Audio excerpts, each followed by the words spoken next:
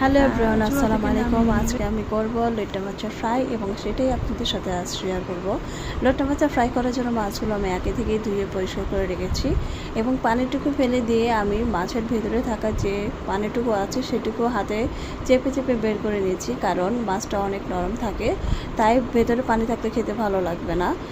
মাছের ভেতর থেকে পানিটুকু বের করে নেওয়ার পর আমি প্রথমেই দিয়ে দিচ্ছি 1 চির পরিমাণ লেবুর রস। লেবুর রস দেওয়ার পর তারপর দিয়ে দেব 1 চা চামচ মরিচের গুঁড়ো, 1 চা চামচ হলুদের গুঁড়ো, তারপর দিয়ে দেব 1 চা চামচ আদা বাটা, আর দিয়ে দেব সামান্য পরিমাণ ধনিয়া গুঁড়ো। দিয়ে দেওয়ার পর ভালো করে মেখে নিতে হবে। আর এটা যেহেতু সামুদ্রিক মাছ, তাই লবণের পরিমাণটা খুবই কম দিতে হবে, তাই অল্পটুকু লবণ দিয়ে আমি আবার মেখে 10 মিনিটের জন্য পাশে রেখে দিচ্ছি।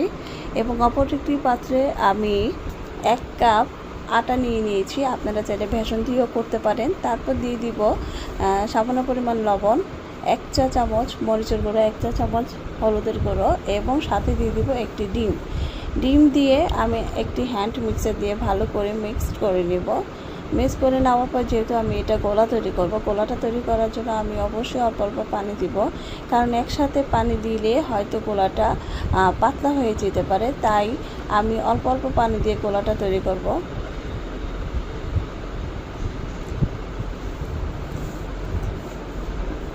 এভাবে নেড়ে চেড়ে যখন আমি দেখব গোলাটা তৈরি হয়ে আসবে, এবং অল্প অল্প পানি দিতে হবে অবশ্যই। গোলাটা তৈরি হয়ে আসলে আমি এটাকে রেখে একটি চুলায় ফ্রাই প্যান বসিয়ে দিব এবং দিয়ে দিব তেল দেওয়ার পর যখন তেলটি গরম হয়ে আসবে, তারপর আমি মাছগুলো দিয়ে দিব।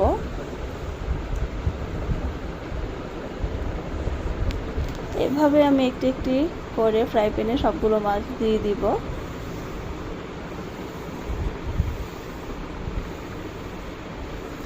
সবগুলো মাছ দিয়ে দেওয়ার পর অবশ্যই চুলার আঁচটা কমিয়ে দিতে হবে, তা নাহলে পুড়ে যেতে পারে। আর পুড়ে গেলে অবশ্যই ফ্রাইটা খেতে ভালো লাগবে না, তাই মৃদু আঁচে অবশ্যই আমাকে ফ্রাই করতে হবে। আর একটি খুন্তি দিয়ে বারবার এপাশ ওপাশ করে দিতে হবে, তা নাহলে যে কোনো এক পাশ পুড়ে যাওয়ার সম্ভাবনা থাকতে পারে। তাই আমি মৃদু আঁচে অল্প অল্প করে এটা নেড়ে চেড়ে ফ্রাই করে নিচ্ছি। আর অবশ্যই এটা ব্রাউন কালার হয়ে আসলে আমি চুলা থেকে নামিয়ে নিব। বারবার একটু পরপর আমি এপাশ ওপাশ করে দিচ্ছি যেন পুড়ে না যায়।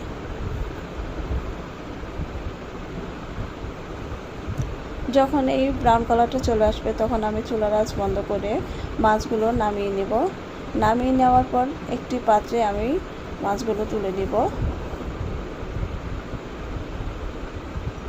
কি সুন্দর একটি কালার এসেছে, খুবই লোভনীয় একটি কালার।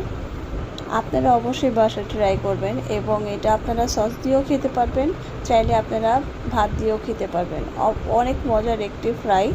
আমি আপনাদের একটি ভেঙে দেখাচ্ছি, ভিতরের অংশটুকু কি সুন্দরভাবে ফ্রাই হয়েছে, খুব মুচমুচো হয়েছে ফ্রাইটা, খেতে অনেক মজা হয়েছে। দেখতেই পাচ্ছেন, সবাই বাসায় ট্রাই করবেন অবশ্যই। আর ভালো থাকবে সবাই। আসসালামু আলাইকুম।